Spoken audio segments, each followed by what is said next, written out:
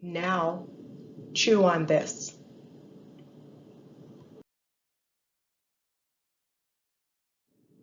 Today, we're going to be looking at a demonstration on how to make enchilada using eggplant. My name is Charmaine Vega, also known as Mama Vega, and like I just said, I'm going to show you a cooking demonstration on using eggplant rather than using a tortilla in order to make enchilada.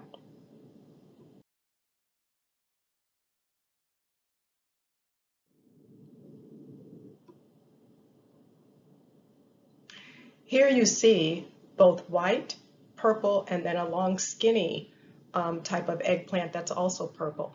But eggplant also comes in green. The skinny one that you see there is more of a Japanese. There's a different eggplant also that I will be using in the actual recipe that's a purple one that has stripes in it. So you can see eggplant just doesn't come in the purple one that is more commonly seen in the grocery stores and restaurants. The history of the eggplant. It's believed the eggplant originated in India, and before 1650 it was growing in Brazil, and the Spaniards introduced the eggplant to America. But about 50 years ago is when we began eating it. Before then, it was only used as an ornamental type of object, like a gourd. They would just have it there. They weren't eating it. So it's only been around for consumption about 50 years. And we look at eggplant oftentimes as being a vegetable, but it's actually a fruit. An eggplant is low in sodium, it contains a lot of fiber, has potassium, vitamin B, and it's beneficial not only to your eyes, but it's also beneficial to your brain. So you have quite a few little things that you can say that it's good for in order for you to eat it. However, I will say that it also has oxalates in it, and if your body is prone to absorb oxalates, that is something that helps with the formation of kidney stones. So if you're prone to getting kidney stones, you'd probably want to avoid the eggplant, but you can do the same recipe using zucchini, and you would cut it the same way that I will show you in this recipe. And here you see the more commonly seen eggplant, which is the one that we usually see in the grocery stores, which is the purple one. And like I said, we're going to end up slicing it lengthwise, you know, the long way. You're going to slice it the long way for this particular recipe.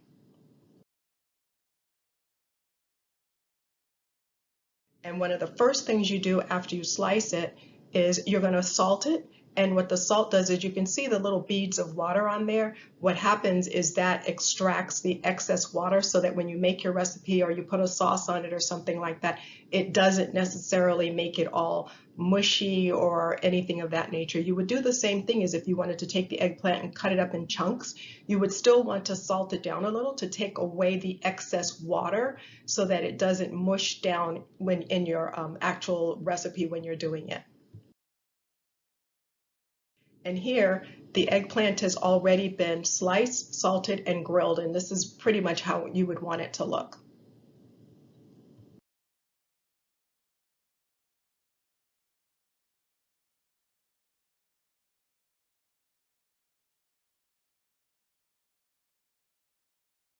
Okay, I'm gonna make eggplant enchiladas.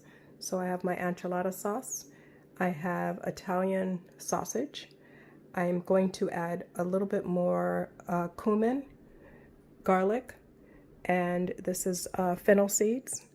And then I have 2 eggplants that I'm going to use my mandolin over here, and I'm going to slice the eggplant thin, and I will end up putting them in the oven to bake them a little bit or grill them, whichever way you want to do that. You can either bake them or grill them so that they are a little bit thinner, but I will put a little bit of salt on them so that they'll be able to roll, and then I will put them in a pan and then pour the sauce over them and then bake them. But the stuffing is going to be the meat here is what I will stuff them with. And once it's done, you can serve it on a bed of rice, or you can serve it on top of a salad, or any way that you want to do it. But instead of using like a flour tortilla or something like that, I'm going to use the eggplant. The eggplant will be my outer part that I'll use for the enchilada. I'm going to add the seasoning while it's cooking so that it actually gets into the meat rather than on top of the meat. So I'm going to sprinkle this on, and then that way as I'm cooking it, it's going to cook into with all the meats. And then I'm going to sprinkle this one on, which is the cumin. And then I'm going to add the garlic. And the garlic, again, is a probiotic. I'm sorry, it's a prebiotic. And it's going to help digest the other food. So that's why I'm adding that. So it'll help your body to actually digest the meat because it's a prebiotic. And if you have any good flora in your stomach, this will help the good flora to grow so that all the meat will be able to be more easily digested. And the eggplant will help do that as well. I'm going to show you that while it's cooking, you have to keep stirring it, because if you don't, you'll end up with pieces like this clumping together. So because it starts cooking as one whole piece. So you have to make sure you keep mashing it like this to separate them so that they don't stick together.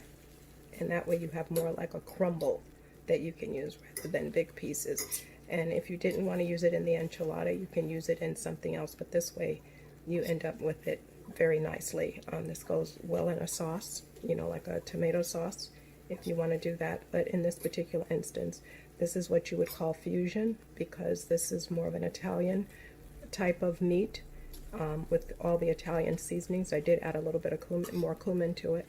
And then because I'm adding it to an enchilada sauce, which is more a Latin, so it's then considered to be more like a fusion. Also, there was no oil added, so anything that's coming off of this is from the meat itself, so that I did not cook it in any oil. These are the juices that's actually exuding or coming out of the meat. So you don't need to add anything extra to it. And you can see it's pretty much juice. It's not really fat. So this didn't have a lot of fat in it at all. Okay, this is how they come out when you slice it with a mandolin. They're about this thin. If you don't have a mandolin, you can use a very sharp knife. And what you will do is you're going to actually slice them so that you're slicing them this way.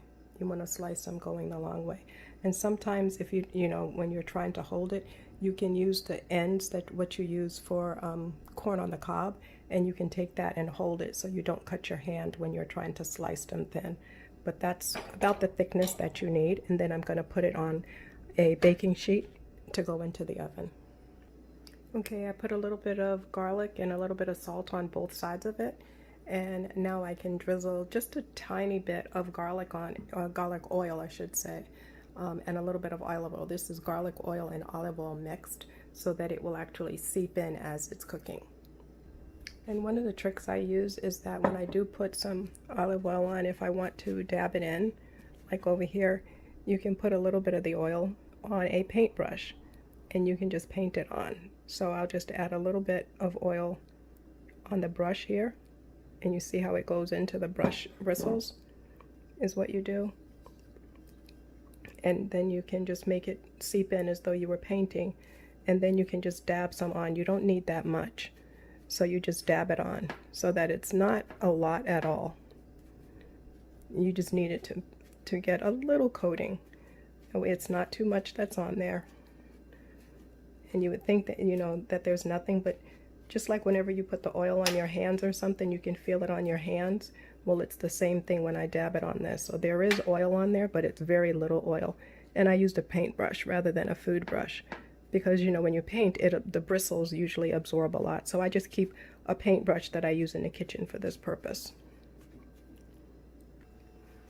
Okay, I've added some enchilada sauce to the meat so that it now has that flavor as well as all the other flavors that we have that the way the meat was cooked. So I'm mixing that in, and now you can see from these how these are easier to roll now because they've been cooked a little. So I'm going to stuff them and then I'll roll them and I'll put them over here. And this is just one eggplant, so I still have to do the second one, and then I'll stuff them, roll them, put them in the dish. I'm going to show you that you only need about a teaspoon. That's approximately a teaspoon that I put in there. And then when you take it, you just push that in like that, and then you roll it. And then you're going to slide it over there. So it's only about a teaspoon that you're going to put in there. So once again, you see you're not getting very much meat, which is good, because now depending on how you serve this, you can serve this with more vegetables, which is going to give you more fiber in order for your body to digest the meat that you did take in. Okay, the enchiladas are finished and ready to be served.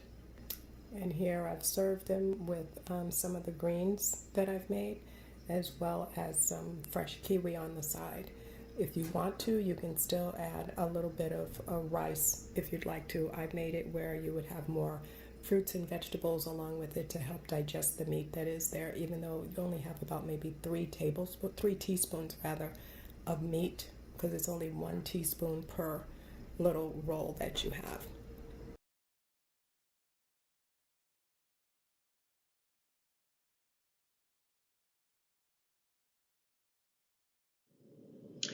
Like Mama Vega always says, now chew on this.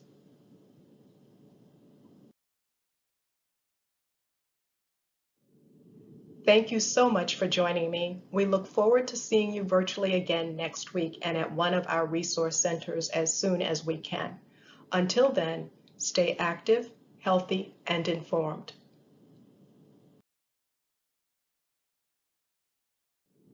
I have an important message for you.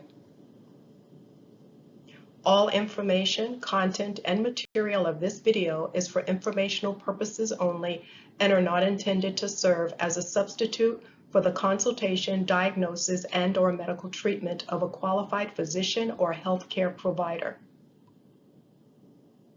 The information contained on this video is compiled from a variety of sources and is not considered complete. Information is subject to change without notice. If you have a medical emergency, call your doctor or 911 immediately. I'd also like to let you know that any of the pictures or video in here are all royalty free and is completely owned by Charmaine Vega, Mama Vega, and Mama Vega Enterprises.